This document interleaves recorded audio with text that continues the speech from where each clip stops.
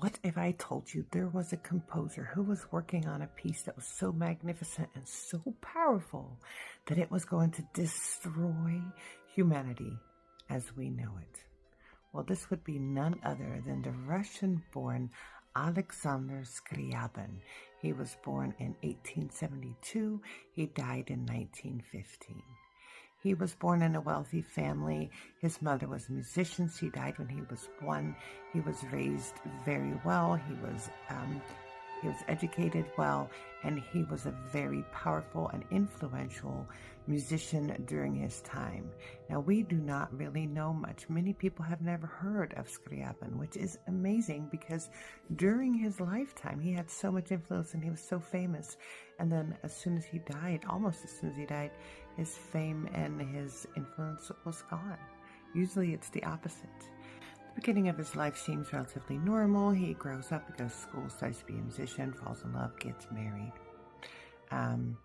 He moves. So he first lives in Russia because that's where he's born.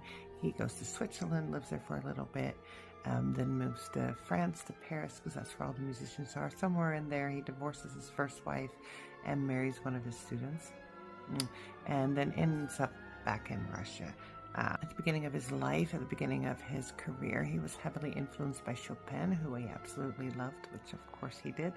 And he loved the whole Romantic era of music. So that's how he composed, that's the style he composed in, until he fell into mysticism and the occult and really started pouring into different ideas, different ways of thinking.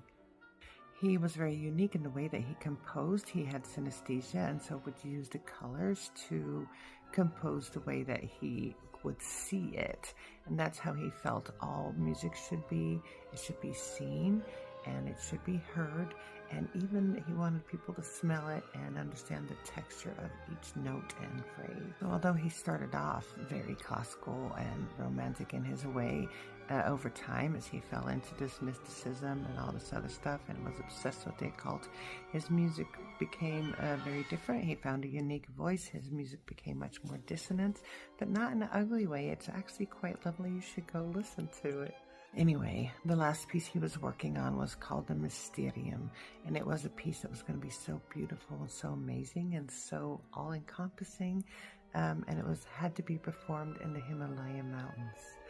And people would be able to see it and smell it and understand the texture of it, and it would overtake people and eliminate the human race just by the power of the music, and then more noble ones could take over. I don't know who the more noble